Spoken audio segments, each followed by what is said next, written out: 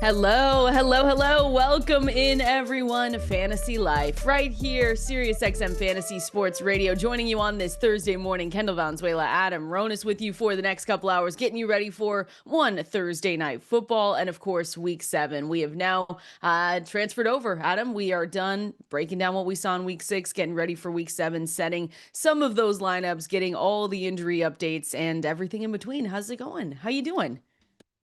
Probably doing better than you today, but we Okay, will we don't not need talk to do about that. that. I'm fine. You know what? It was my fault. I went to a different location. I usually watch these games at home. I had a chance to see some friends coming in to cover the Dodgers are home now, so cover Dodgers Milwaukee. I said, "Yeah, I'll get dinner." Not doing that again. You'll find me in my house for the next week. Okay. And today, Well, obviously, for right? sure today and tomorrow. Okay. Good. Yeah. Yeah, but yeah, this is all about gathering injury information right now because we just have so many situations that we're still not sure about with some key players. So again, you can make your decisions with players that you have in tonight's game with the Steelers Bengals, but you're gonna have to wait on a lot of situations. And Yeah. remember, we have time. It's we do have another Sunday morning game, 9:30 a.m. Eastern, so get up for that. But yeah, there's a lot that we still need to find out about with a lot of injuries. Yeah, I've got a lot written out this morning for us to go through again. This is just Wednesday practice reports though. So today's going to be really key. Tomorrow's going to be key as well. I saw, the one who got a concussion yesterday from the Josh Colts. Downs. Josh Downs. That was the weird one. Those are the weird midweek ones where I wasn't even expecting that one. So if you have Josh Downs, that's definitely the one I wanted to start with. I know he's not in everyone's starting lineups, but it looks like Wednesday injury report came up with a concussion. So he did take, his final two catches on Sunday going up against Cardinals, he took two kind of big-ish hits, but obviously they were big enough. So he finished the day with 6 catches, 42 yards, and a touchdown. But yeah, that's not good. You don't want a Wednesday concussion. It's more than likely he's going to be out. Probably, yeah. And like I've said it all the time, there's always injuries we find out about on Wednesday that we really had no clue about, and it's happened multiple times this year. So yeah, Downs was coming on a little bit, starting to get some more Mhm. targets. Obviously, that they've had a few blowout wins where they haven't had to throw the ball much, but yeah, just unfortunate. If you had Downs, hopefully you found this news out before the waiver wire ran. There Yeah. are people that have waiver wires on Tuesday, so you might have had him like, oh, okay, I'm good to go. I'm playing him this week, and then you get that news, and you're like, oh no, now I got to seek another replacement. And we know it is getting thin at wide receiver because that's where a lot of the injuries are right now, especially this past week. Every single year we do this. It's always wide receiver that starts to get thin, but we might have key guys back. I mean, we obviously have Rashi Rice back. You have CeeDee Lamb coming back this week.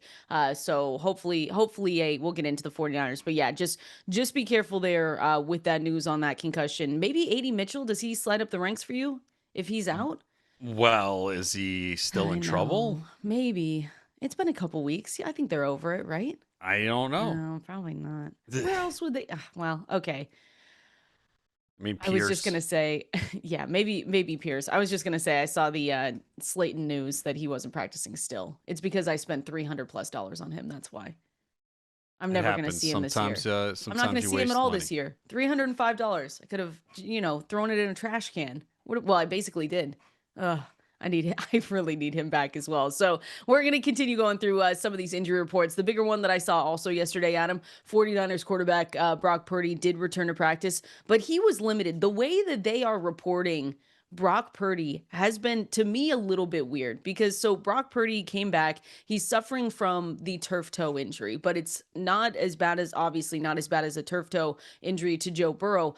So he was limited this week in practice. Kyle Shanahan said he will be limited. And this was an injury to the toe that happened in week 1. And so they're waiting. And the quote that got my attention was Shanahan saying that Brock is more limited than Mac Jones. Brock Purdy is more limited than Mac Jones. Quote, injuries frustrate people, but Brock is handling it right like he does everything. I know he's itching to get back.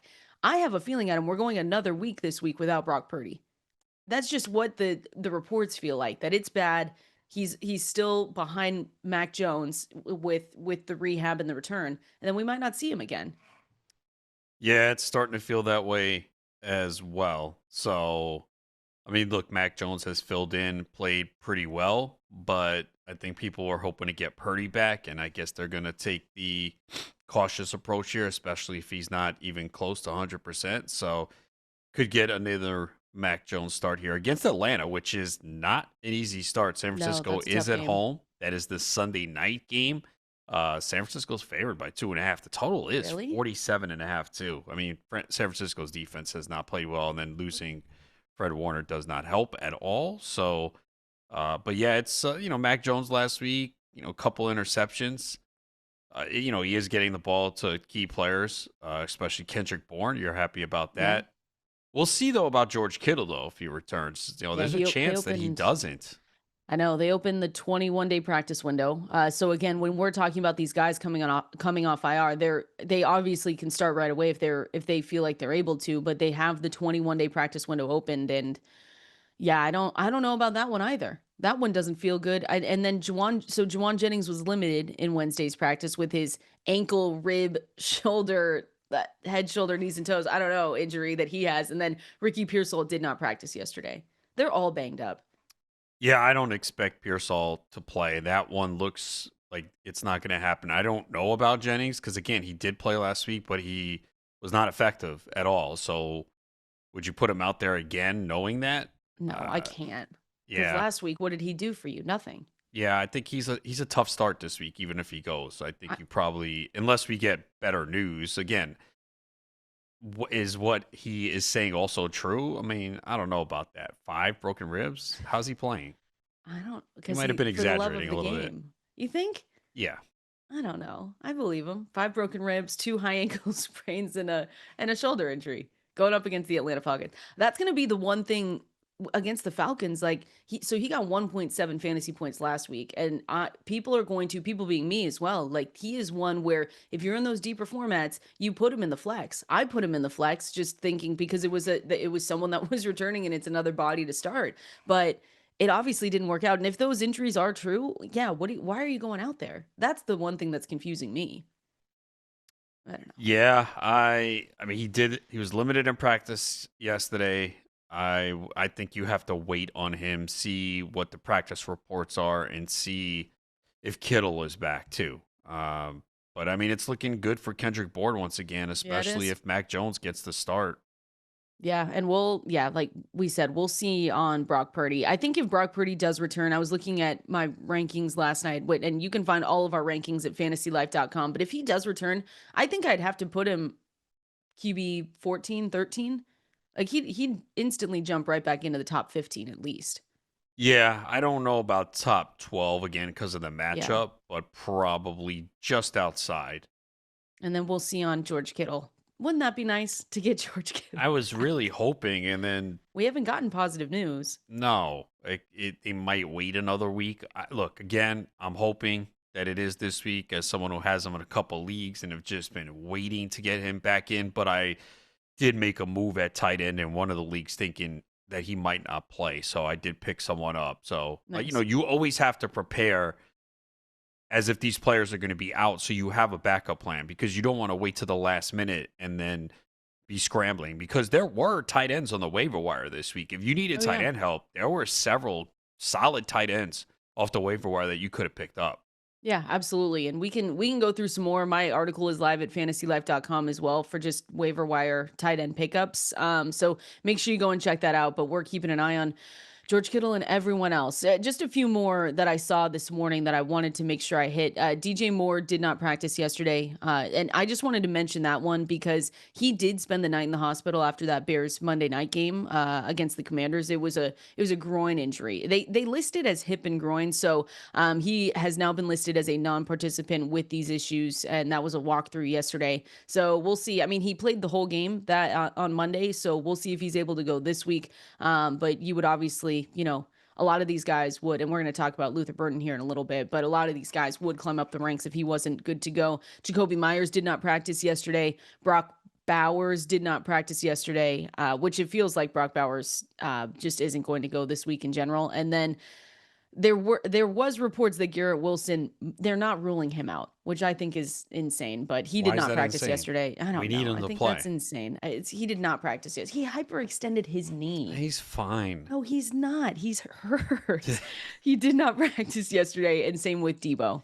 There you go. Look at that list of guys we're just waiting on. Deebo Yeah, didn't look, practice with the heel. Deebo Samuel is definitely not 100% because he did not look himself last week with the heel injury. He was able to put up big numbers 2 weeks ago. He definitely didn't look right this past week, and everyone's going to play him because he's going against the Cowboys, which I completely understand.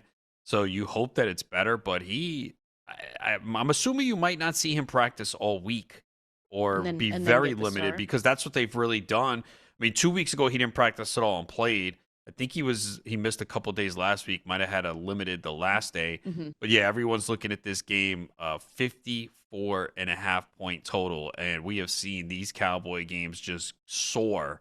I think the average is like it's over 60 points in Cowboys Jeez. games. Yeah, I put it out yesterday. It's 44, 77, 45, 80, 59, 57. Those are the totals in Cowboys games this year. So they have a great offense and they have an awful defense. So that should be a fun game with the Commanders, which is why you want Deebo Samuel to be Yeah. healthy and get out there. And maybe Terry McLaurin returns too because he did practice. Yeah, he was back practicing. Deebo, it's a good call out.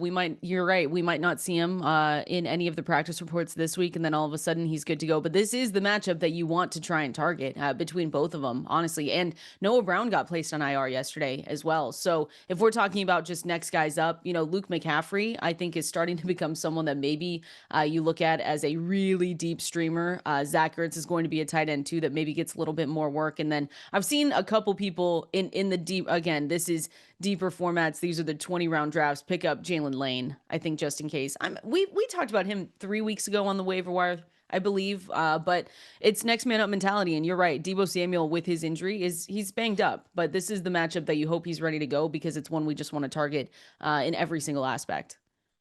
Yeah, McCaffrey, I thought has looked good, and I did pick him up in deeper formats over the last couple weeks. I only played him once last week. That was because Kincaid didn't play, so that was the other Monday night option, and he did score a touchdown, but they just haven't played him enough. His snap percentage has been in Yeah. the 36 to 38% area the last 4 weeks.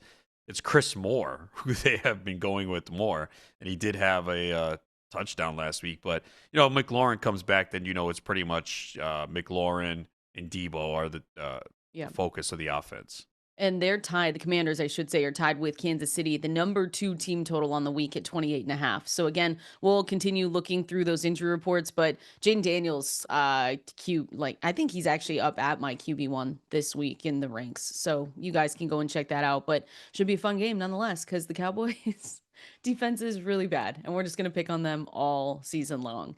I wanted to go into the last conversation here, Adam, and just talk about Chuba Hubbard, Rico Dowdle again, because I saw so many questions, and it's understandable. Chuba Hubbard was back at practice yesterday. Rico Dowdle, we don't have to go through it again, but Rico Dowdle has really kind of complicated this situation with 473 yards from scrimmage, which is a 2-game team record, and it's been incredible to see. So if and when, because we know Chuba Hubbard's going to come back, are you comfortable starting both? Because I think the big question is, what does the split look like? Dave Canales left the question kind of open. He said, we're willing to give someone work, but he really did not answer questions about Rico Dowdle becoming the RB1. So how do you expect that to look? It might not be this week, right? Chuba Hubbard might not be ready to go, but if he is, how do you expect that workload to look? I think Chuba is going to play this week, and I don't think anyone really knows, but I don't see how you can go away from Dowdle right now. You could tell me all you want about the matchups, but okay, does every running back put up 200 plus yards from scrimmage against Miami and Dallas? No, they don't. So I think he should be the main guy there, and then Yeah. they ease Hubbard back in. But um, the best option would be if you have Dowdle, you want Hubbard to sit this week. But it's probably going to be a split. They just cannot go away from Dowdle and just give the job back to Hubbard. I cannot see that happening. I don't care how much money Hubbard gets paid. Everyone brings up the contract. It's about winning football games, and what Dowdle has done the last 2 weeks is something that we don't see often. So I think at best case, it's a split. I know Dowdle said he's okay not being the starter, that it's Hubbard's job, but what is he going to say? It's my job, F Give Hubbard. it He's to not me. going to say that, you know? So it's a tricky situation. I think if you're doing rankings, I think you have to have Dowdle ranked higher, Oh yeah. at least for this week. And then can you use Hubbard? I do have him on one team. If he is active, I'm playing him, but that's because I really don't have better options. But it's not ideal if you drafted Hubbard, say, in round 4, thinking, okay, the backfield's his, because that's not going to be the case going forward. Yeah, I've got Hubbard right now, and this is just because he's questionable. I think I would move him up closer into the 30s range, but I'll probably have him around RB 35 once we get news that he's going. But again, you said it, 35 for Hubbard, and that puts Rico is way up there. You don't, if you have Rico Dowdle, I'm putting him at 15. And I think, again, that could go higher if we see that Chuba Hubbard is out. But you said you think he's going to play, so That's my guess. I mean, he was he was back in practicing practice. He's yesterday. missed Yeah. 2 weeks, so he probably is itching to get back out there because he's like, Yeah, damn, can you imagine? I can't sit another week. Dowdle puts up another 200 from Dowdle's gonna scrimmage, take and my job. then my job is definitely gone. So he's like, I got to get back out there. Brutal. Yeah, the quote from Canales said, quote, "I don't like to paint myself into a box to say a guy can't lose his job to injury. That's a dangerous spot to put yourself in when a person shows you what they can do." So I'm with you. I'm in the same position where if Chuba Hubbard is back this week, I'm just going to have to start. I only have him in 2, but it feels like maybe right now, Adam, too many. But if he is back, it's just one of those things where I just, especially going into week 7, don't have better options. But we'll see what the split, if any split, it looks like though. I saw someone so yesterday in a league I was with my friends, someone showed me their trade. Rico Dowdle straight up for Quinshon Judkins. Oh, yeah. I mean, that's something you have to do. If you Yeah, get I offered said, Judkins, you yeah, take it. that's what I told him. I said, listen, with Quinshon Judkins rest of season, like right now, Rico looks maybe a bit better because Quinshon Judkins is coming off that down game. Rest of season, though, you have him ranked higher Oh, for yeah. Quinshon. Then, Yeah. yeah, Quinshon Judkins is, I mean, again, what he has done this year has been amazing. And last week, it was just, it was a bad spot where the Browns are coming back from London. The Steelers are coming off a bye. They got healthier on defense, and they just said, we want Gabriel to pass the ball 60 times. And the Browns said, okay. And Judkins had a bad game, but Judkins will bounce back this week because he gets the Miami run defense. There we go. We're picking on the Miami Dolphins. That is for sure. Speaking of Quinshon Judkins and some rankings risers, we're going to go through those rankings risers and fallers. Again, fantasylife.com for you to go and check out all of our rankings, all of our projections updated for week 7 as well. We're going to go through it coming up next. You are listening to us right here. Kendall, Valenzuela, Adam Ronis with you on this Thursday, breaking down everything you need to know for week 7, starting to answer those start-sit questions as well. We'll throw out the phone number here in a little bit, but as always, at KValenzuela17, at Adam Ronis over there on X. If you've got questions, can't call in today, send them our way over there, and we'll try and get to as many as we can, because this is another week, Adam, where I feel like I've already got a lot of questions for myself and my teams, so we're here to help everyone else as well. Rankings, risers, and fallers. You can find this live at fantasylife.com. Remember, you can get a Fantasy Life Plus subscription for free right now if you go and download Comet, an AI-powered browser. Fantasylife.com/Comet, Comet. Follow that step-by-step guide, and you will get all of our projections, rankings, everything over there for free for 1 whole year. So make sure you go there, fantasylife.com/Comet, Comet. Since we were just talking about Judkins, you want to finish up that conversation because he's a top 12 fantasy running back in week 7 for me and for everyone else at fantasylife.com as well. It's a good, and I understand it. It's a really good bounce back spot. He just wasn't able to get things going last week, and that was super disappointing. But over the last 4 games, he has 76% of the rushing attempts, and he has a 68 utilization score, 13.9 fantasy points per game. So he's already given us, last week I'll count it, but he's already given us RB11, RB20, RB50 performances over those 4 weeks. Last week, not as good, like I said. But again, we always pick on the teams that are looking and going up against Miami, and this is one of those spots, Adam. So we like him this week a lot. Yeah, a huge bounce back spot for him. You have to get him in your lineup. Miami has allowed the fifth most fantasy points to running backs this year. Last week, Kimani Vidal, 124 yards rushing. Jeez. The week before, Rico Dowdle, 206 on the ground, 28 through the air. Brees Hall had 81 rushing, 30 receiving. James Cook had 108 rushing, 10 receiving. So, yeah, they've been getting gashed on the ground lately. So, this is a great spot. There might be some really heavy wins in that game too. So that bodes well more for the running game. And I think obviously Cleveland wants to run the ball anyway. But the total is low, 39.5. Cleveland, a slight favorite at home. Yeah, they're going to run the football here. Yeah, I mean, Miami's given up the third most fantasy points to opposing rushing attacks, 20.9 points per game, Adam. It's just, we always pick on them, and this is why. So again, RB 11 heading into the weekend, and yeah, we're expecting, you want to say 2 touchdowns? 2 touchdowns for Quinshon Judkins, please? That's the Cleveland Browns one. offense. I can't say that. It's a All right, little bit fine. excessive there. Have you seen those reports, by the way, for Miami about Jaylen Waddle being traded?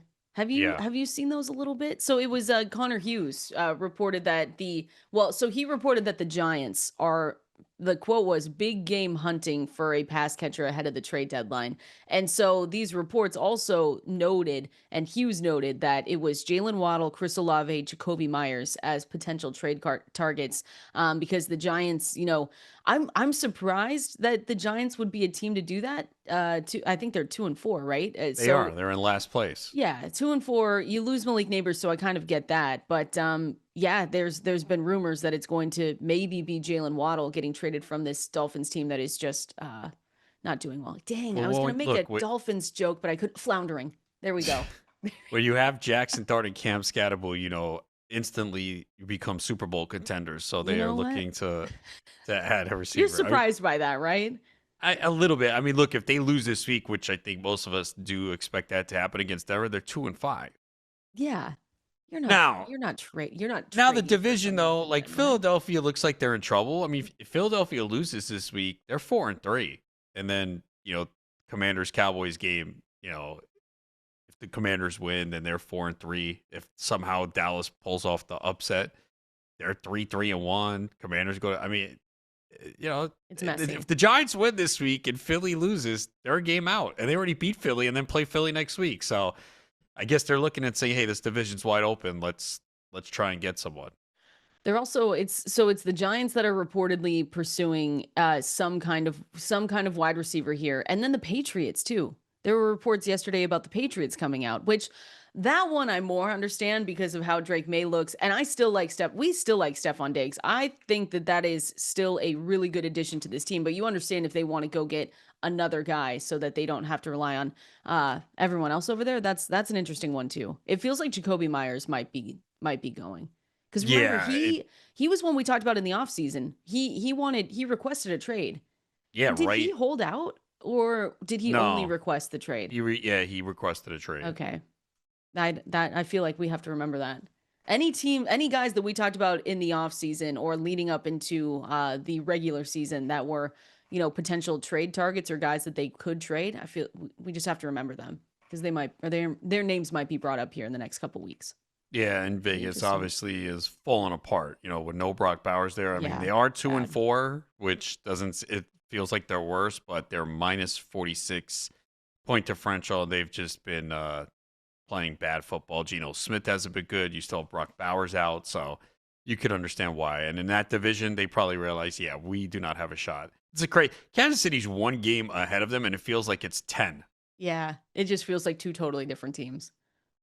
That's Kansas City for you, though. That's what happens. And now they get Rashee Rice back. So, again, he's Patrick Mahomes is a riser. We talked a lot about Patrick Mahomes and just the Chiefs yesterday, but he's our QB2 consensus at fantasylife.com going into this weekend because you not only get some weapons back, all your weapons back really for the Kansas City Chiefs, but then you kind of just look at who you're facing, and they're at home facing the Raiders in this one on Sunday. And yeah, I mean, it was a down 2024 year. And we said coming into the season, what does Patrick Mahomes need to do in order to get back inside? It wasn't even top 5 out of it. It was inside the top 10 for fantasy quarterbacks. And everything is going their way right now. So you again get Rashee Rice back, going up against the Raiders. Chiefs have they're tied for the second highest team total here, 28.5.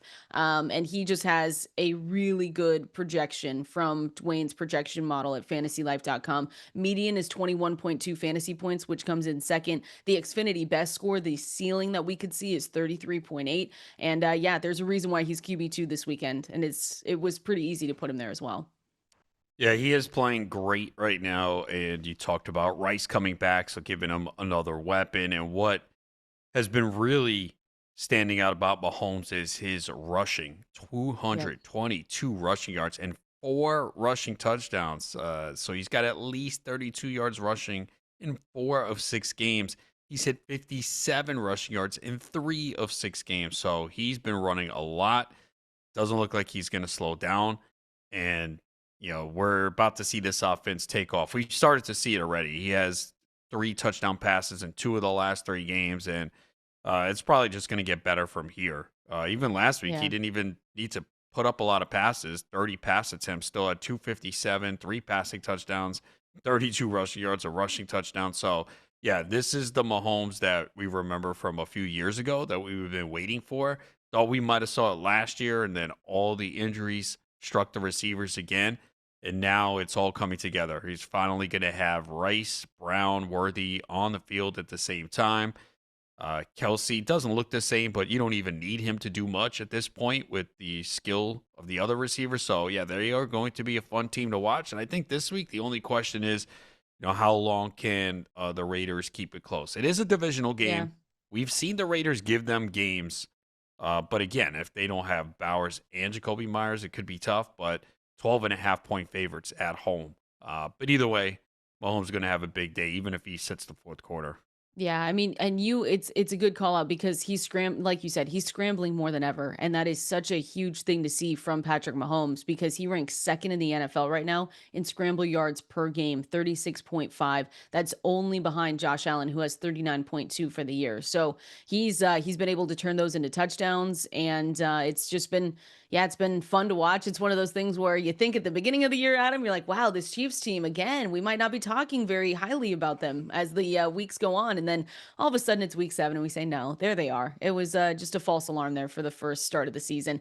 Isaiah Pacheco is also someone I'm watching for in this game, not only because I have to start him, but he did separate himself a little bit from Kareem Hunt. I don't know if we mentioned that a couple days ago in week 6, but 6.1 fantasy points. Obviously, that's not going to make you excited or love that, but he did have a 79% snap share. And Kareem Hunt was at and then Kareem Hunt, he bested him also in the rushing attempt share as well. So yeah, Hunt was at 30%. Yeah, 30% to 60% for Pacheco. So I want to see if that holds. Again, you can say all the utilization and say, well, maybe this is trending up, but you don't like 6.1 fantasy points. But I'm going to be curious if that continues, if he continues to be like a mid-range RB3 or if he gets into low RB2 territory. Yeah, it's still a problem though because sure. He's not getting goal line carries. That's where they are utilizing Kareem Hunt still. So that's got to change in order for you to feel better about Pacheco. So that's the problem. But yeah, I mean, look, I think he's looked better at times. And he, did catch a couple passes. But I need to see him more near the goal line and get these red zone carries. They're probably going to pass. It's probably going to be a lot of the receivers or Mahomes running, but that's the problem. It's a pass first team right now, and it should be, right? I think it should be in the hands of Mahomes, but they just don't give Pacheco the ball enough. Maybe this is a week because it is the Raiders, and maybe he breaks off a run outside the red zone and scores, but it's still desperation, but I'm with you. I have been starting him in a league too, but it's not because I want to. So bad. I know it is bad. Every time I see Pacheco in my Yes. lineup, I'm like, I want to cry. I'm like, damn, man, really? But There it's he a is, deep league and there's Pacheco. nothing else. Eventually it'll pay off, right? Hopefully. That's what we have to tell ourselves every single week. That's why we keep playing fantasy. Yeah, you're looking at the positives. I see. You're like, oh, the snap percentage. Look I at know it. Look how bad it is that He's I have on to the go. I mean, field. listen, we love utilization, but that's why I have to say, oh, look, the rush attempt share 60% to 30%, 79% snap share, and then you look at the fantasy points scored and it's 6.1. But if So you'll see, like, he'll break off a good run, and you're But like, then oh, he looked they good, don't and go then they back bring in to Kareem him. Hunt, and I I'm like, know. what is this? The Seattle mode where Kenneth Ugh. Walker has the big run, and all right, we got to get Charbonnet in.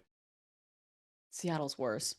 It is Just because it hurts us. Who I don't know. Just because it hurts us. But please, Isaiah Pacheco. He had the 12.8 fantasy points against Baltimore. So maybe we can hope for that. I looked. That was 2 weeks ago. Look, we're trying to search positive, right? Look at the yards per carry the last 4 games: 4.5, 5, 5.1, 4.3. Now the carries are a different story. Yeah, don't talk about it. And the receiving is a different story Stop. too.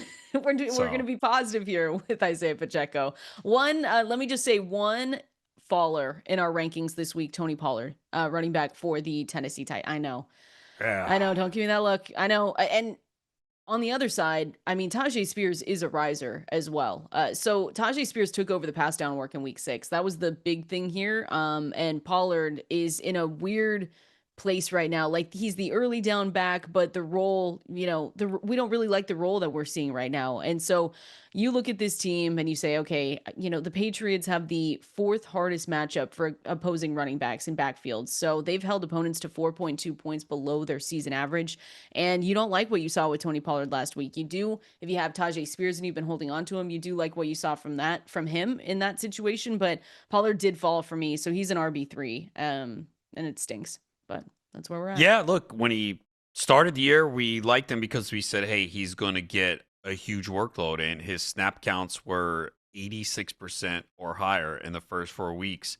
It was 43% last week, and Spears was at 59%. So, you do see these teams that make the coaching change have some life. I don't know if Tennessee has enough to do it, and I think the Patriots are going to be ready for this one. Mike Vrabel going back to where he used to coach, so I think that's a factor for them.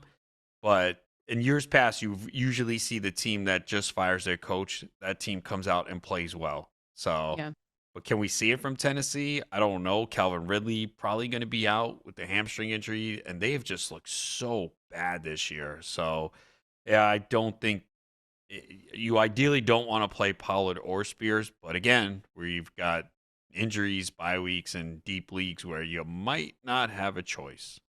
Me, you're talking about me. And when Pollard I say Spears, yeah, I mean, I like Spears with more Spears, than you just Pollard hope that they are playing from behind and he can catch 3-4 passes. Because when we say he took over the passing down work for the Titans, that means that in this one, he could be the running back that's on the field more often because Tennessee is trailed in by 9 points or more on 46% of snaps in 2025, Adam. Feels like that's hard to do, but they are able to do that. So when we talk about a pass catching running back, that is what we mean. If they are in a trailing game script, they are going to be out there a little bit more than what we'll see from Tony Pollard. And let me just say, when I say I upgraded Tajay Spears, he's not an RB2. He's not even an RB3. He's just a high end RB4. So it's been worse than that. That's just what I want to say. It's definitely not in must-start territory, but a little bit of a shift that we want to continue paying attention to. We're going to go through some of the biggest fantasy questions going into the weekend. Want to talk about Arizona and their quarterback situation. If Kyler Murray is back, what does that mean? Can Kimani, Vidal be trusted in this backfield? And I do want to talk a little bit about Luther Burden, because if we have DJ Moore miss time, maybe he steps up for this offense. We're going to talk about it coming up next. Oh, this is Fantasy Life. Happy Thursday, everyone. Appreciate you hanging out with us this morning, getting you ready for all things week 7. I see your questions coming in as well. So at Valenzuela 17, at Adam Ronis over there on X. And we'll make sure to start getting to those because we've got big questions here going into week 7, Adam, for just different teams and different situations that are going on. So I wanted to start in Arizona. I think it's a little bit dramatic to potentially say a quarterback controversy, but we like drama. We like overreacting. Jacoby Brissett threw for 320 yards and 2 touchdowns last week. Even though Marvin Harrison Jr. was lost to a concussion, Kyler Murray, by the way, hasn't done that in nearly 3 years. So it's not one to say, listen, if Kyler Murray is good to go this week, they are going to play Kyler Murray. But I just wanted to highlight that stat because Jacoby Brissett, for as much as listen, I said, hey, you might not want to start him. Obviously, he got you 20, I think little over 20 fantasy points last week. But it's just crazy to say that Brissett came in and just did a better job than Kyler Murray this week. Marvin Harrison Jr. was actually limited, but practicing yesterday. So he could be on track to be able to go this week, even with that concussion. It looks like maybe he's moving through that concussion protocol a little bit better than we've seen some other players. But yeah, there's not a quarterback controversy, but it is fun to think about. There's not, but Kyler Murray has done very little this year. He has not passed for more than 220 yards in a game. He's been held under 200 yards twice. He has 6 touchdowns in 5 games.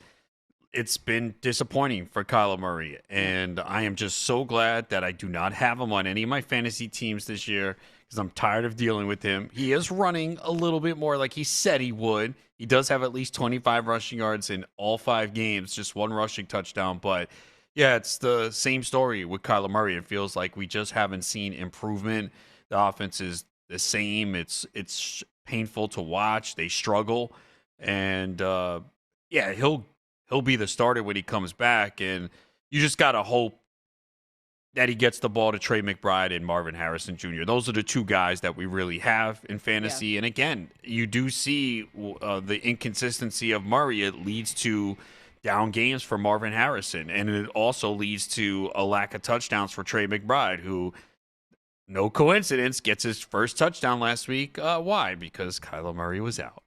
Brutal. It was nice to have him in my GST His second league. Touchdown. I'm sorry, he had one before. Yeah, come on, get it right. No, but it was nice to see in GST like scoring some fantasy points was a nice change of pace for me over there. Yeah, that was the best game of the season for McBride, right? Yeah, 21.2. Yeah, that was the best game by far. And let me just say this because I've seen a couple Zay questions when we're looking at the Arizona Cardinals and just Marvin Harrison Jr. again, like he was practicing yesterday.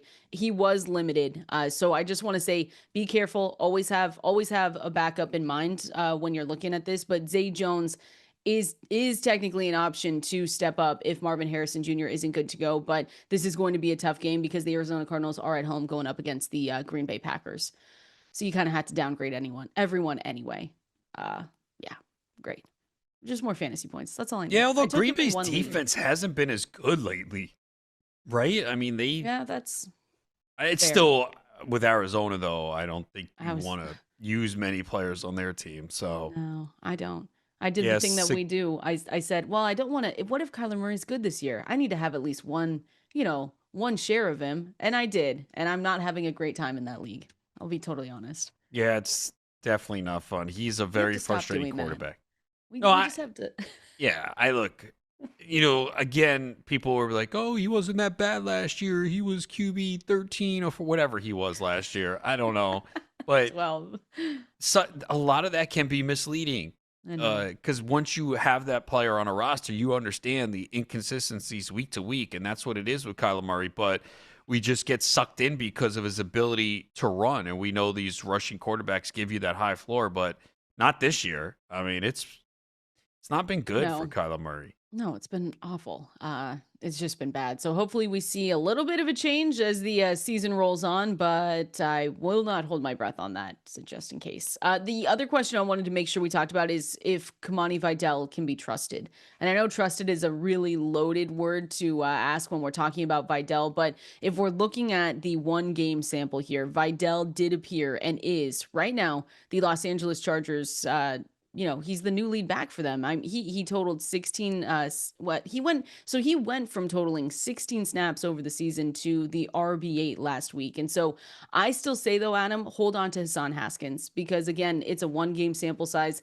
Things might shift and change. I got a ton of questions yesterday about potentially dropping Hassan Haskins. And, if you're in a shallow format, I understand it. But if you're in a deeper league, I'm hanging on to him just in case something changes here. But it does for right now, going into week 7, look like Vidal is an RB2 this week.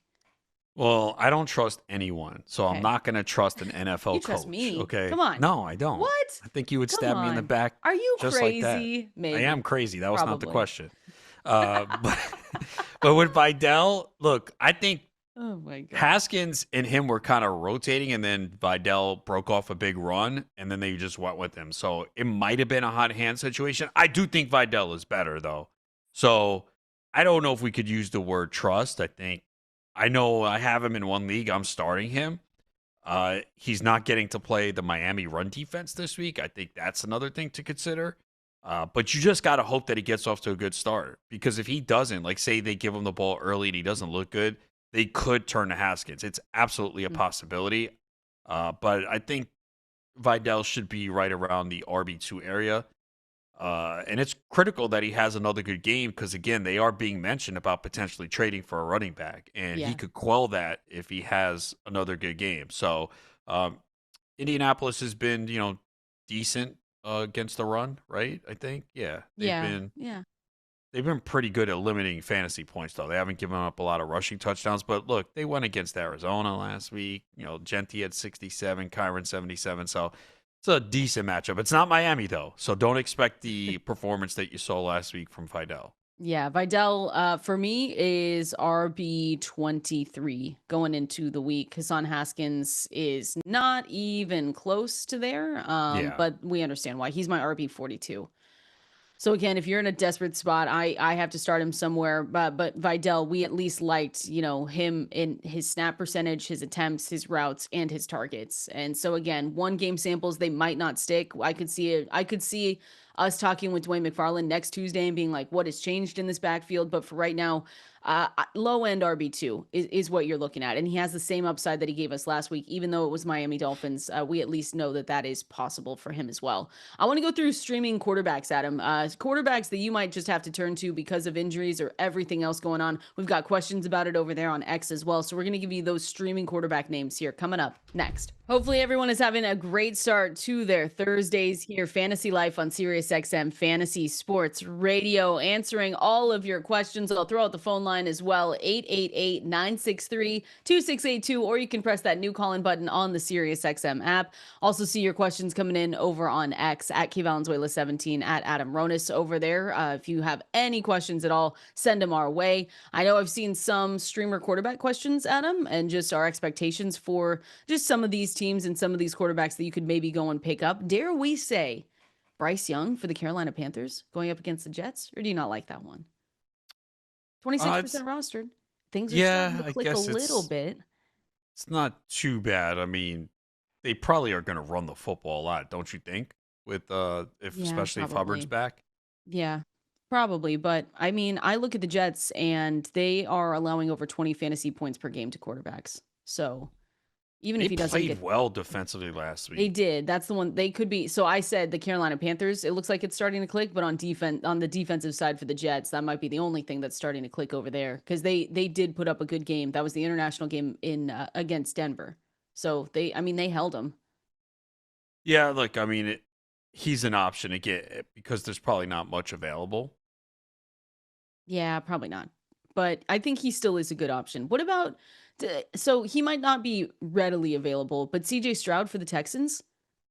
I think that's another good one. So the At Seahawks, Seattle? I know, but the Seahawks defense has allowed the 6th most passing yards per game it's sitting at 258 right now. I know they're in Seattle. Listen, it's a tough stadium to play in. It's a tough crowd. They're really Is it loud. though? Haven't they been losing a lot at home? No, they have, right? I'm talking about the fans. The fans are good. Oh, I'm just saying though. It feels like they don't have that home field anymore. Stop. No, we're loud. It's fine. They're 1-2 at home this year. Didn't they have a losing record last year at home too? Yes, okay. We don't need to bring it up. I'm just saying the fans are good. I'm trying to be positive. The fans keep them in it. I don't think this is a bad spot for him though. No, yeah, Seattle has allowed the 6th most passing yards per game, so it's just, do I trust CJ Stroud? The answer usually is no. But yeah, again, we are looking at bottom streamers for those, I guess, that have Josh Allen. I mean, if you have Lamar Jackson, you probably have been having someone replace him the last couple weeks anyway. So, but yeah, I guess you have to put him in the conversation. Yeah, Stroud, Young, I guess. Aaron Rodgers. He hasn't played that bad. It is a good matchup. It's just that they're such a slow offense. I know, but anyone going up against the Bengals defense, right? Or do you want to Yeah. flip it and say, Joe, do you want to go to Joe Flacco? He's only 20% rostered. No, I'm not doing that. Okay. I was gonna see if I could get you on that one. I don't mind Aaron Rodgers here in this one. Again, 25% rostered. But he's coming off one of his best, games of the season. Going out, he completed 21 passes, 235 yards, 2 touchdowns, no interceptions. But I think he could be a good streamer again, since he is not a good defense. They're allowing over 250 passing yards per game on average. So he has a chance there if you need him. Yeah, third most passing yards per game, fourth most passing touchdowns. So yeah, if there's any game that you can get a potential ceiling game from Rodgers, it should be tonight. It is a short week. It is a division rival, but yeah, I think he is in the conversation for streamers this week. Can't believe you're coming for Seahawks fans. I'm not. I'm just stating facts. They're still loud. It's still a good stadium. Cool. They're loud, but they're not helping their team win. Should we go to a game? Gosh, Yeah, we need to go. go find like some weird food at a stadium and go. Dang it. The cotton candy burrito. Yeah, that'll be yours. Okay, I'll look for more. We're going to the water cooler. We're going through all the news and notes you need to know. We're taking your phone calls, answering your questions coming up next. Oh, it is about that time for the Fantasy Life Water Cooler, where we go through all the pieces of news that you might have missed and make sure you are up to date on all the injuries heading into week 7. FantasyLife.com is also here to help you stay in the know, get all of your questions answered as well. We've got the newsletter 100% free in your inbox 7 days a week, and we also have all of our projections, our rankings, our start sit tool, everything you need to continue dominating. And for a short period of time, you can get Fantasy Life Plus for free. So always want to remind you about our partnership with Comet, an AI-powered browser that you can use as your personal assistant. You can use it to look up any kind of stats you need throughout the NFL and some of these games. Anything you need, make sure you go and download it. FantasyLife.com/Comet, COMET. And once you follow that guide, it's about 2 minutes. It's really easy there. Once you download Comet as your browser, then you will get Fantasy Life Plus for free for 1 year. So that includes all of our rankings that we talk about,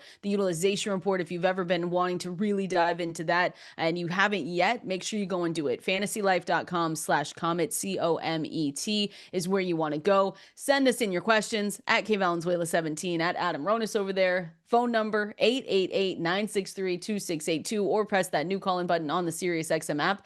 And we are rolling through it, Adam. We've got a lot of news to get through. I just gonna say that we've got a lot of just little practice reports that we're going to be paying attention to. I will say this one I saw just an hour ago from Rick Stroud that Mike Evans with the hamstring injury is expected to practice today. So that's good news.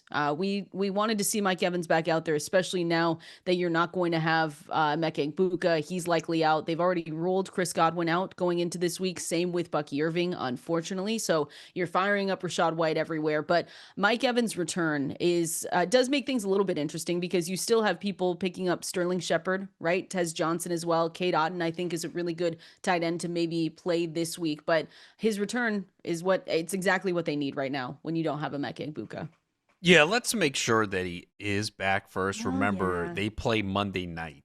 So we better have clarity that he's in or out. If it's one of these situations where it's, game time decision, we'll see, then you're going to run into a little bit of a challenge. Now, we do have a second game on Monday night. It will be a rough night for Kendall as she has to stay up. What is wrong with you? Oh, what? Okay. I thought you were going to say something about the Mariners. Seahawks hosted the Texans at 10 p.m. Eastern on Monday night. That would be so brutal. Is there a chance Seattle plays Monday too? No. No, I think they would have. I don't want to talk about it. I'm a little sad. Well, they no, play I'm not sad. It's going to be today, fine. tomorrow, and then they would play go Sunday. back. So they could play Monday. It'd be Sunday if and it's a Monday. game 7, that would be Monday, right?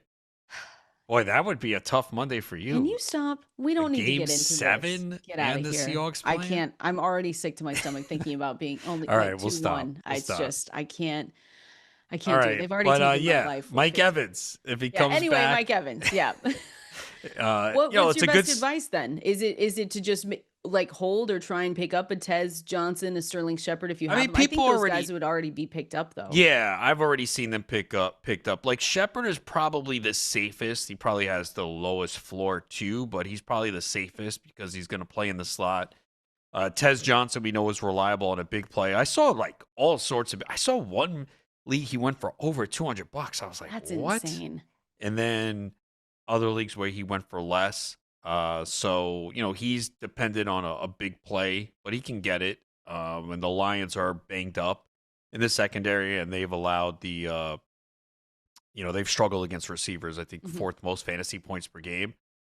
Uh, K-Dot, you mentioned, yeah, I think a lot of people are picking him up this week if they need tight end help. I know I did get him in one league. Nice.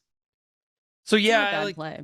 yeah, it's not. Even if Evans is back, I mean, typically it's when all the receivers are out, but I think this week he's in the conversation. So yeah, let's see if Evans does return this week. My guess is yes. We'll probably know for sure, I guess, Saturday. That's their Yeah, Friday practice. I So hope so. I don't want the game time decision stuff.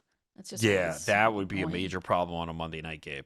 At least you have two though, like you said. Hmm. Two games on Monday night.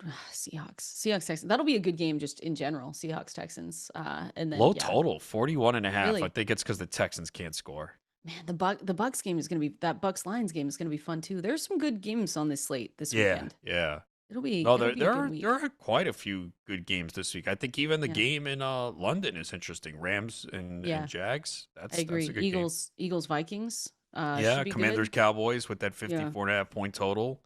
I like that. And then Colts Chargers, very good game. I think the Falcons Falcons 49ers 49ers, Sunday night yeah, is intriguing. it's So yeah, we got interesting. we got some They good got games good this week. games.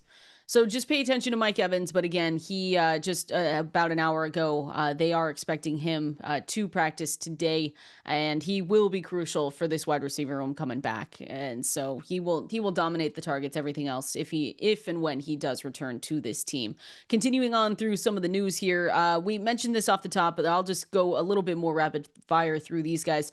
Jacoby Myers and Brock Bowers did not practice. These are the Wednesday practice reports. Again, if we talk about this all the time, but the Thursday, Friday practice reports are the ones that are really, really important, but it's still good to just get a sense of where some of these guys are at. So both Jacoby Myers, Brock Bowers did not practice. DJ Moore did not practice it was a Wednesday walkthrough practice, but I'm keeping an eye on him because the groin issue that he had made him spend the night in the hospital after that game. So the one thing that I wanted to ask there is that if he is out potentially this week, how much does Luther Burden's role increase to you? It's one that I was looking at and I was saying, okay, Moore is labeled day to day. It's a groin injury, again, serious enough to keep him in the hospital, but have we seen anything where Burden looks like he is ready to produce if given the opportunity? I mean, he just played 13 snaps last week, so it's going to require someone missing time. It feels like right now, but we've talked about the rookie bumps and maybe mid-season,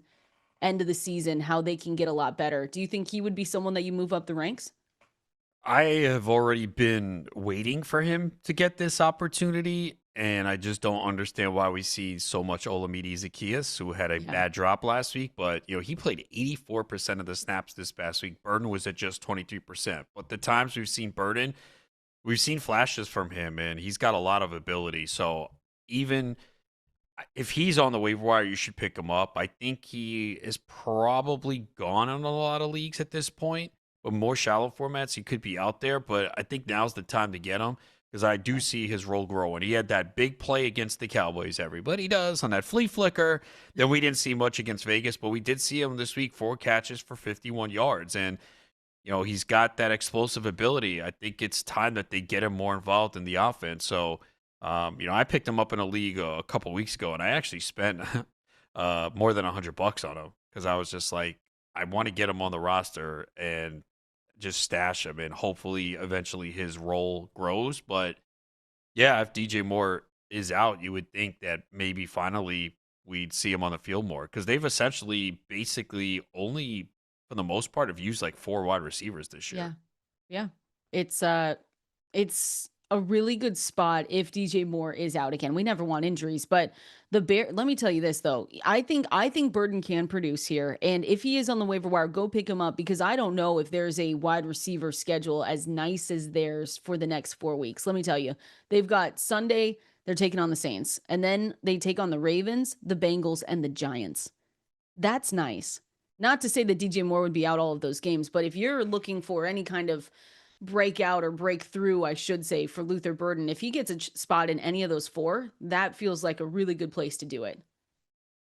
Yeah, I'm a little surprised that he didn't see an expanded role last week coming out of the bye. I don't understand this infatuation with Zacchaeus. Again, that was a bad drop he had. I mean, that could have been Yeah. a huge play. They did win the game. They got fortunate with Jaden Daniels with that fumble, but I don't understand why we're not seeing it. I know. Well, it's because they don't care about our fantasy teams. That's really it. They think Zacchaeus is a better player, maybe. Yeah, I don't know. well, we'll see if that changes, but I'm We'll still, see. again, I am going to hold on to Burden in deeper formats, just keep him on the bench and hope that eventually we see the role grow. But we haven't seen it yet. That's the No. problem. You I would think have he's one hoped, you have to be patient for, though. yeah, you would have hoped to have seen it coming off the bye, and we didn't. We saw the snap percentage actually go down. But again, 4 for 51. So when he's getting the opportunities, he's doing something with it. And hopefully that opens the eyes of the coaching staff and they increase his role. All right, let's continue on. Again, the phone number to call in is 888-963-2682 at K Valenzuela 17 at Adam Ronis over there on X. Just wanted to throw out that JJ McCarthy has acknowledged that his ankle, I'm sorry, that his ankle is not fully healed. So I don't know when we see him. So that injury was week 2 is when he injured his right ankle. He's been back at practice, but again, the quote from him is saying it's not 100% yet. Quote, it's unfortunate and one of those really annoying injuries, but I'm just continuing to work to get 100% to 100% as fast as possible. So it feels like another week where we will see Carson Wentz, doesn't it? It is Probably. feeling that way at this point, but I mean, this is getting to the. Remember, people have their conspiracy I theories. Like, know. is McCarthy really hurt? What do you think? You think he's really hurt? Yes, I You think he's believe really people, hurt. yeah. Yeah, of course. They're gonna if they tell me that he's hurt, I'm gonna believe it. It's been a long time though. So McCarthy That's a also tough ankle revealed injury. well-respected second opinions indicate that Ah. the timetable to return could be up to 6 weeks. From now? 6 No, weeks? I'm assuming Oh, that's from when it was okay. I injured. was like, That's not. what? They're not That clear must on have been the this. craziest ankle injury. Well, because people thought it wasn't real because they didn't see it happen. There was no big play, right? If I'm remembering correctly in week 2, there was no big play that he was down for a long period of time, right? Yeah. Look, I will say this. If you have skill position players for Minnesota, you probably want to see Wentz, right? For sure. No doubt. It's We've just only gotten one because, good quarter out of JJ and McCarthy. it's because they're very timid in allowing McCarthy to throw. It's only 2 games, but he had 41 pass attempts in those 2 games. And if we want Jefferson, Addison, Hawkinson, and even the running backs, you can't have those pass attempts be that low. It's impossible. We saw Jefferson's numbers weren't as good with McCarthy. So with Wentz, he is still dealing with a shoulder injury. So that's the other issue with him. And he does play very physical and take big hits. But I mean, Philadelphia's defense could get some players back, but they have not been the same team either this year. Yeah. So they haven't named technically a starter for this week, but McCarthy said he's going to leave the decision. He's going to make the decision. It just seems more likely, Adam, that maybe JJ McCarthy needs another week to go. I see a question here. Speaking of the Minnesota Vikings, looking at Jordan Mason. Jordan Mason back, good to go. Well, I shouldn't say back, but we get Jordan Mason back in our lineups this week. Are you starting Jordan Mason or are you going to Jacory Krosky-Merritt? Again, Minnesota playing the Philadelphia Eagles. Jacory Krosky-Merritt was a riser for me in the rankings. They're playing Dallas. Yeah, I I think think it'd be Jacory. yes, I'm playing him against the Cowboys. And, he did have a fumble last week, but they didn't penalize him for it. So that was a good sign. He didn't, have the best day on the ground, No. but this is a matchup where you just can't go away from playing your guys against the Cowboys right now with the way that defense is. So the fact that he still is getting a pretty good workload was a good sign, because sometimes you see these rookie running backs, you get a fumble, that's it. We're penalizing you. They didn't. He had 17 of the 19 running back carries. Chris Rodriguez not doing much anymore. You'll see McNichols mixed in a little bit, but this sets up as a really good game for Krosky Merritt. So I'm playing him over Mason. He's my RB16 this week. And again, second largest fantasy boost to opposing backfields at 8.3% for the Dallas Cowboys when we're looking at this game going up against the Commanders. So you know what to do there. Another question I see here was asking about, of course I lost it. No, there it is. Stafford or Fields with Allen on a bye this week. I think this is closer than I expected. I have Fields 2 spots higher than Stafford this week. So I would say Fields, but you don't feel good about it. No, you don't. I mean, especially if Garrett Wilson is out. But at the same time, we have just seen Fields put up fantasy numbers. We knew last week was going to be, I didn't think, no one thought it would be that bad. Okay, we didn't think 45 passing yards, but I have Fields in a few leagues, and I benched him for Caleb Williams. I didn't think that was a tough decision. I'm still going with Caleb this week as well, but I do think you can go back to Fields for sure because he went the 2 bad games he had were against pretty good pass defenses. Now he did make a comment that his legs were bothering him. Who? When? Fields, which is why he hasn't. No, yeah, Justin, you didn't see it. Your legs are fine. So we need him to run. So yeah. Oh, here's the other thing too. Nagging injury. Carolina gets no pressure on the quarterback. None. So Fields can hold it for 15 seconds if he wants. Perfect. Which he does anyway. I think he should do that. I was going to say. But yeah, they don't generate at pressure. I think they're like second worst in pressure. So that will help Fields at least not get sacked and then finally take off and run. So this could be a big rushing day for Fields. The quote was, wow, you saw this. I was still asleep when this came out. Mind you, this was 3 hours ago. No, I might have been up. I just think my feet starting from the ground up caused me to play a little bit slower, to get through my progressions a little bit slower. I'm really just focused on my feet because everything starts from the ground up. That's not good. You're still going to play him, though. Yeah. I mean, he's probably just looking for excuses. No, he's not. Yeah, we like Justin Fields. Stop. Get out of here. No, he's going to be fine. I would start Fields, though, over Stafford in this one, but it is very close. Yeah, Stafford, too, probably no Puka. And the connection with Adams has not been there yet. I mean, well, it needs to get there this week. Yeah. Let's just say that. Jordan Whittington, I think Tutu Atwell should be back as well. Maybe. I think, wasn't he limited? And He it's a was hamstring. yesterday So with the hamstring. Today will be important. When do they get on that flight? they are actually practicing now? at Camden Yards. Oh, I did read that. They That's stayed right. in Baltimore and they're practicing at Camden Yards. So I'm assuming they leave Interesting. Tomorrow. tomorrow, probably. Yeah. It's interesting how teams decide how to tackle that. Yeah. I wouldn't want to be the one having to figure all that travel stuff out. That's for sure. All right, let's go to the phone lines now, though. Again, 888-963-2682, the phone number. Let's start off with Sam in Wisconsin. Sam, what do you got for us? Hey, thanks for taking my call. So I got 2 flex positions. I'm at a half-point PPR. So I'm starting ETN, Swift, and Chase in London, and then I have to pick the 2 flex out of Sutton, Vidal, Stevenson, and Walker. I need 2 of those 4. That would be Kenneth Walker, right? Yeah. Yeah. Don't we have to go Sutton and Vidal?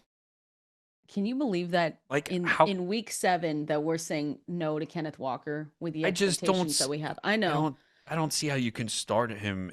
Okay, there are certain scenarios where you don't have better options, well, but like it is Actually, insane. This is half-point PPR.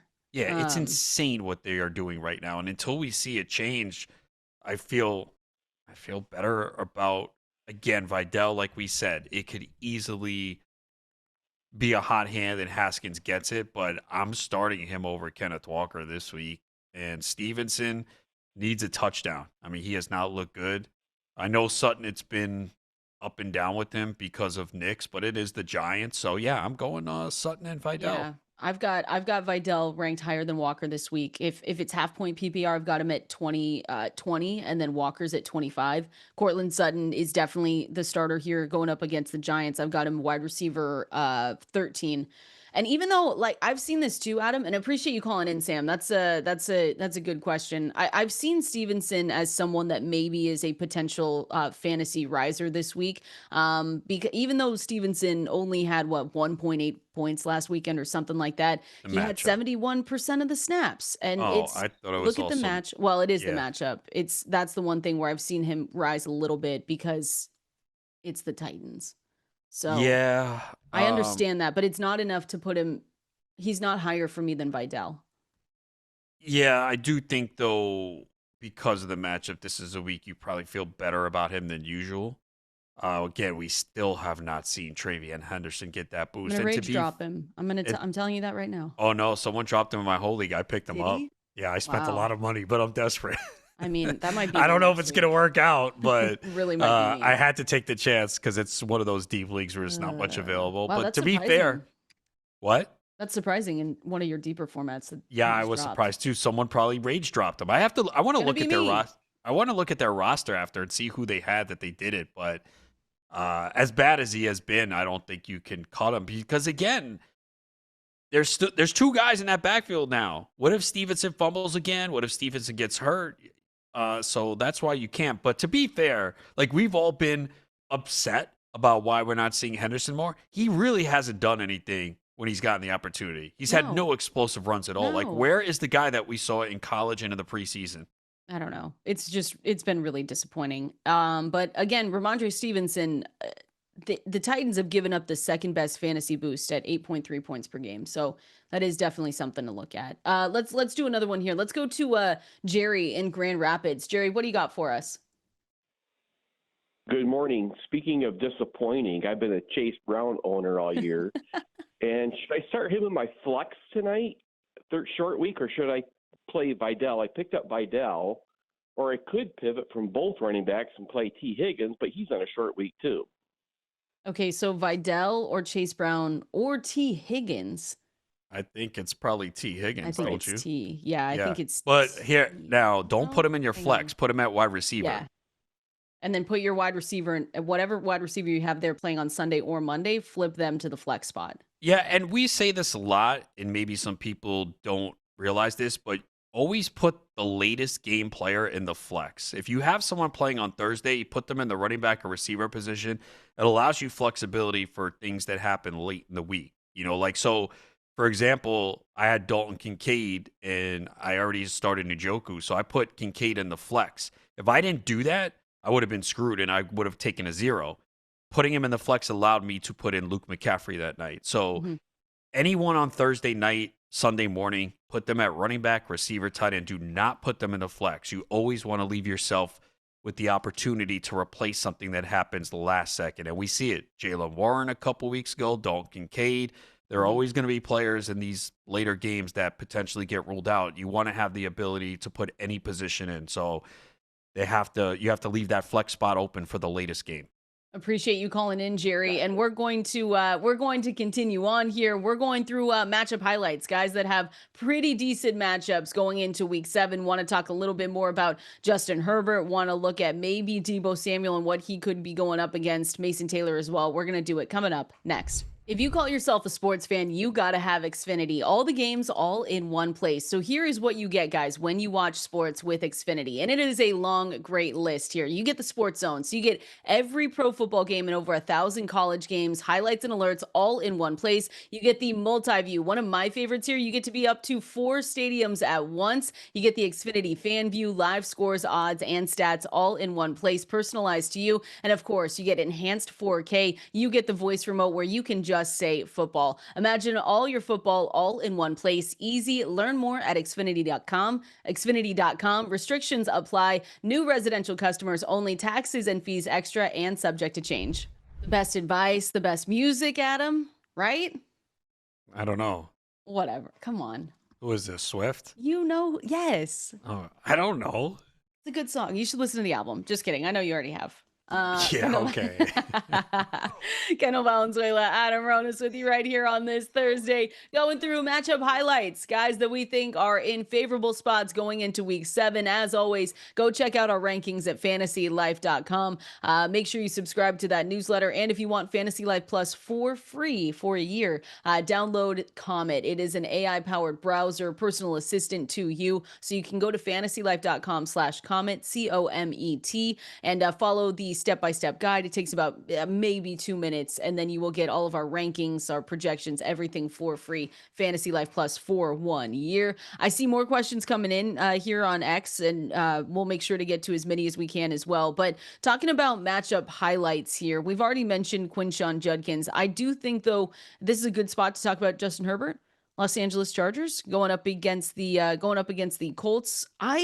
I like this spot for him, actually. And this is one where, again, it's been a little bit up and down these last couple of weeks, but Justin Herbert for me is QB9 this week. And there are others, Adam, that have him more in the QB7 range. So I could see myself moving him up 1 or 2 spots as the week goes on. But I like this one, again, against the Colts. He's attempting a pass on 57% of his snaps played. That's up from 51%. The injury to Omari and Hampton, I think, should help this rate as well, since they will be out without him, I should say. It looks like that could be, they have their bye in week 12, Adam. We might not see him till week 13, which would be so brutal, and disappointing. But I still like Justin Herbert in this spot this week, going up against Colts defense. I think they've really struggled to contain better quarterbacks this season. So like Bo Nix was able to get stuff done.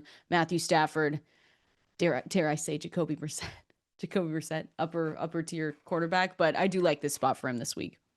Yeah, look, Lad McConkey's coming off a really good game. We saw what Vidal brought to the running game. We'll see if Quentin Johnston can return. That would help. And Oronde Gadsden has become a big part of this offense. He's definitely someone to look at in deeper leagues. I've started to see people pick him up. He's been playing as a full-time tight end.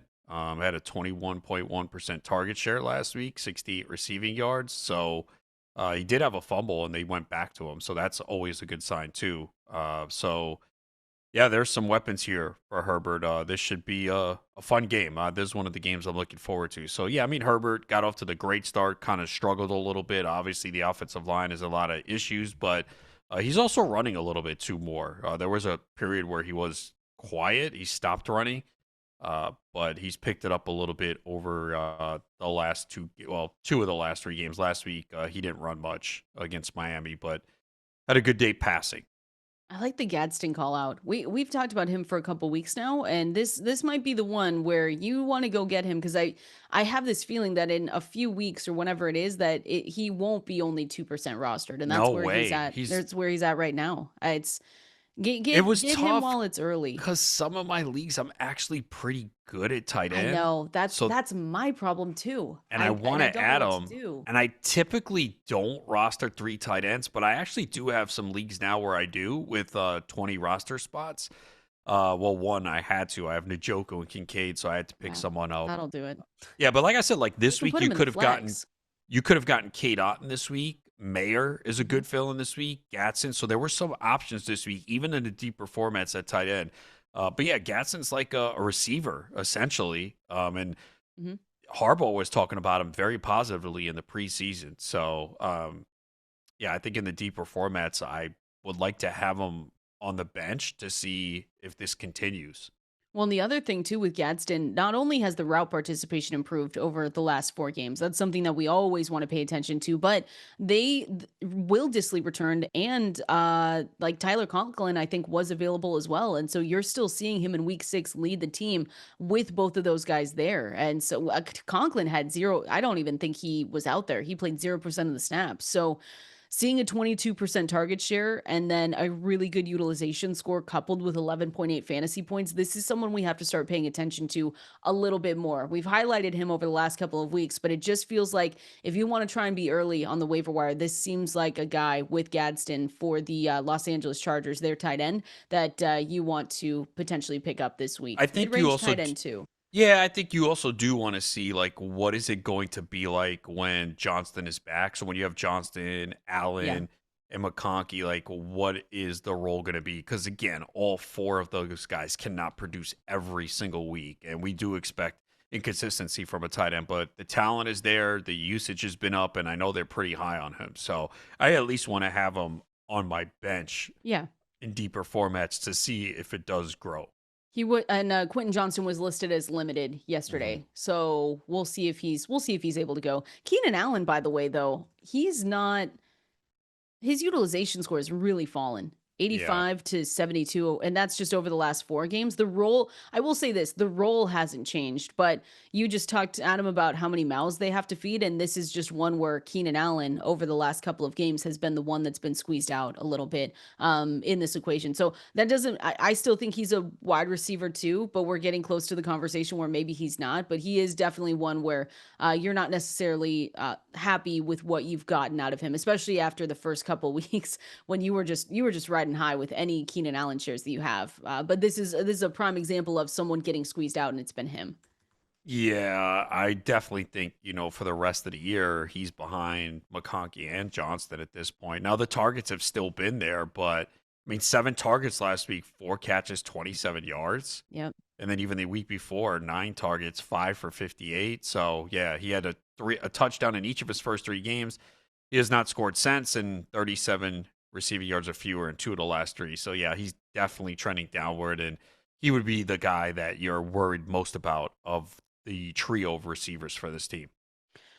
All right, a matchup highlight. This one I'm nervous about because someone already asked us about, Matthew Stafford or Justin Fields this week.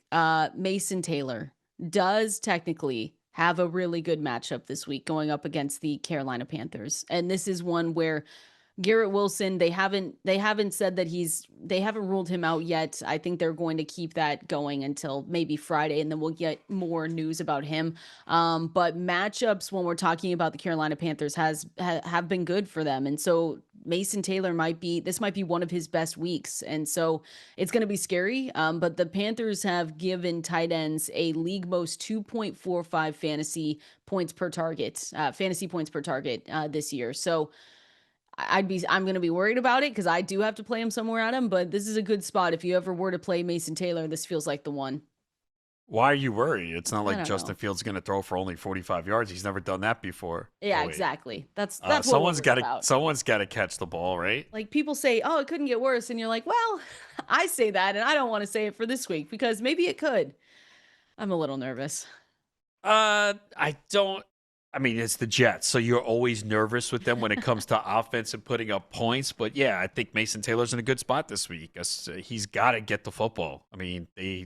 Josh Reynolds didn't practice either. They just have no one at this point. It'll be a lot of Breece Hall and Mason Taylor. So yeah, start Mason Taylor. There we go. Start Ramondre Stevenson, Travion Henderson. No. You might have to. But I will say, let me give them this. Tennessee, we've talked about this matchup. This is really good for them. Their defense has allowed 21.7 fantasy points per game on planned rush plays since week 3, according to ESPN. That's insane. Yeah, if there's any week, look, we've been waiting for the Henderson week, and it just doesn't happen. You need to see something this week in this matchup. It would be nice. Drop him. It would be nice if he got like a touch or 2 early and breaks off a big run. That's really what we need to see. But yeah, Tennessee's allowed the 3rd most fantasy points to the running back position. They've allowed 9 rushing touchdowns to running backs. Mm-hmm. You see the reports that the trade buzz is that the Patriots are trying to trade for a running back. You know what will make me sick is if that happens. My Travion Henderson shares are screaming. Oh, I would have just wasted a lot of money then. Yeah, who did that guy have on his roster that he dropped Travion Henderson? Did you ever look at that? I didn't check. Crazy to me. It really is. Again, if you're in a 10-team league, it makes sense. But this you're is not like in a a 12-team league with 24 roster spots. That does include IDPs. The but rushing still. attack for this team has been. Listen, the Patriots ranked 29th in the NFL in yards per rush, 30th in expected points added per rush, and then 31st in rushing success rate. That is so bad. I understand why they might be looking for a running back, but I hope they don't. I hope they don't either. I need something out of Ramondre Stevenson, Travion Henderson.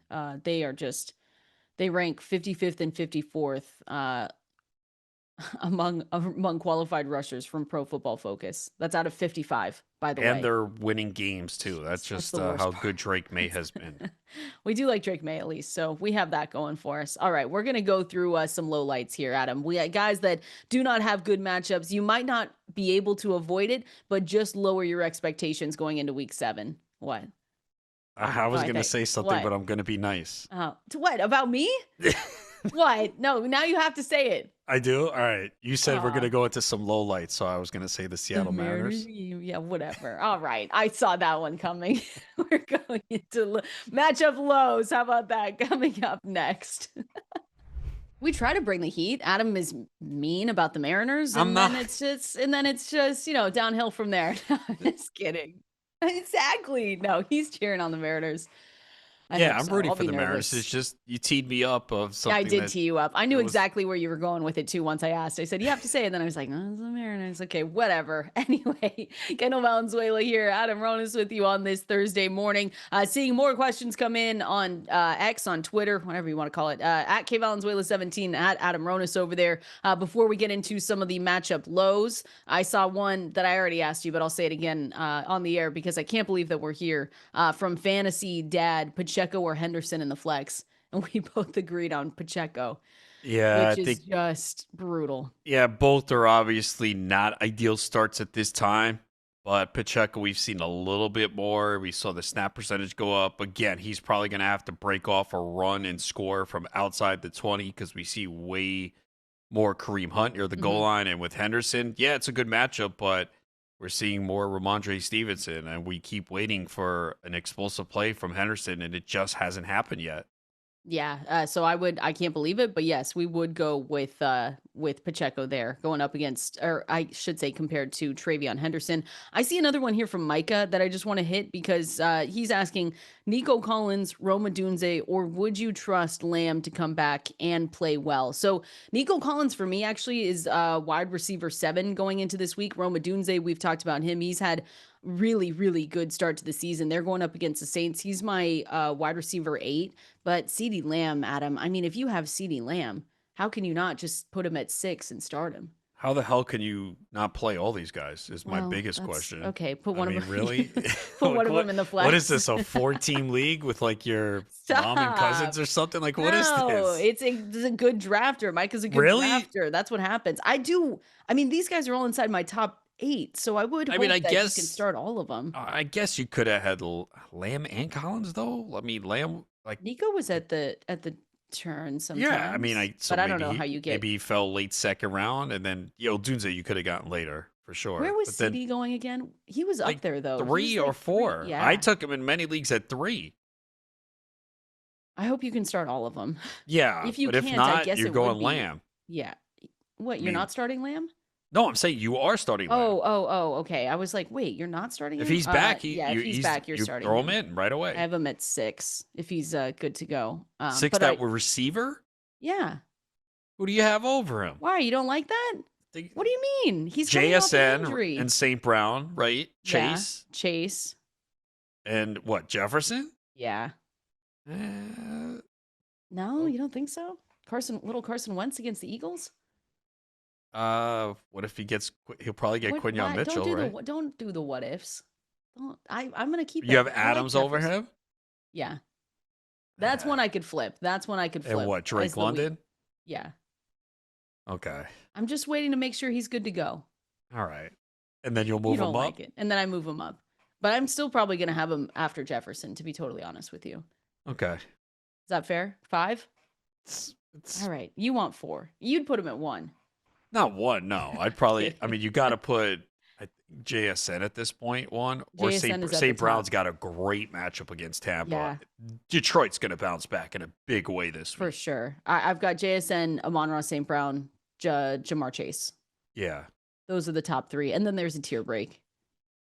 And then Justin Jefferson. All right. Well, they're all those guys are playing, so we're nitpicking. Yeah, I mean, here, except for the person in the 4-team league that has to decide. I wish I had that problem. Wouldn't that I wish I did too. Nice? I'm like, do I play Isaiah Bond or Jordan Whittington? Those are my decisions. Flournoy? Yeah. No, I cut him. I'm kidding. Hey, he did well for you that one time. You're happy about it. I don't know. I've got Bijan Robinson 1 this week. RB1 going up against San Francisco. I think Bijan is, well, I was going to say 1 every week, but it's tough because Jonathan Taylor and McCaffrey, it's like you could make a case for any of those guys on a given week. We're all mixed up in the ranking. Like some of us have CMC. I have CMC at 2 behind Bijan and then Jonathan Taylor, but some of them have them completely flipped. JT 1, Christian McCaffrey 2. Listen, you're playing those guys no matter what. You don't need us to tell you that it's those rankings RB1. up top mean nothing. I know, but it's so fun to look at the differences and see what happens there. Let me tell you a matchup low really quick here, and we'll continue on. But Jalen Hurts going up against the Vikings. I don't know if this is the week that things change, Adam, but this is not a very great spot for him going up against this defense. The Vikings have given quarterbacks the 7th fewest yards per passing attempt, and Jalen Hurts has not really been great for us, but he's still been getting us some fantasy points, so we're okay with it. But this one, just lower expectations a little bit. For sure, it's not a good matchup. They blitz a lot, and again, this offense just has not looked very good. But with Jalen Hurts, you're pretty much always putting him out there. Again, you drafted him as one of the top 5 quarterbacks. You probably don't have a good backup. You just know that he can get you 2 rushing touchdowns any game he plays in. He hasn't run as much the last 2 weeks. I don't know what's going on with that. Just 9 carries for 16 yards. Like, what are we doing here? But he has 5 rushing touchdowns on the season. And, he has passed for 280 yards in 2 straight games. We've said, hey, we need them to pass the ball more. And they have. 71 pass attempts the last 2 games, and they've lost both games. So do they go back to Saquon Barkley? And remember, they had the extended rest. They played the Thursday night game. So, this is the Eagles' offense and their whole performance this week. This is one we're watching. Yeah. Because is this like what we saw 2 years ago where it happened later in the year? I think they were 10-1 and they fell apart because it feels like it's kind of falling apart, right? You don't feel good about this team. This is going to be a big game for them this week to see how they respond after what we saw.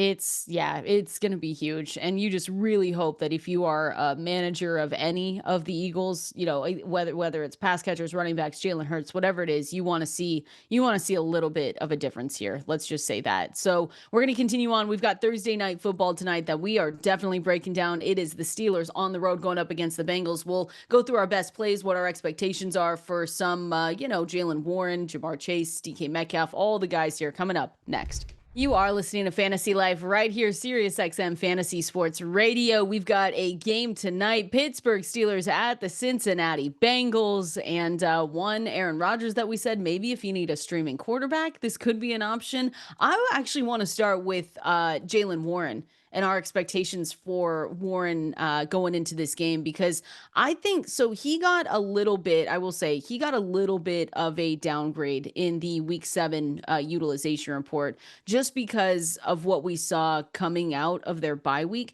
But I still think he has a strong role. The Bengals, what's the spread on this now? This can't 5.5. You know what this is being called, right? Oh, 4.5.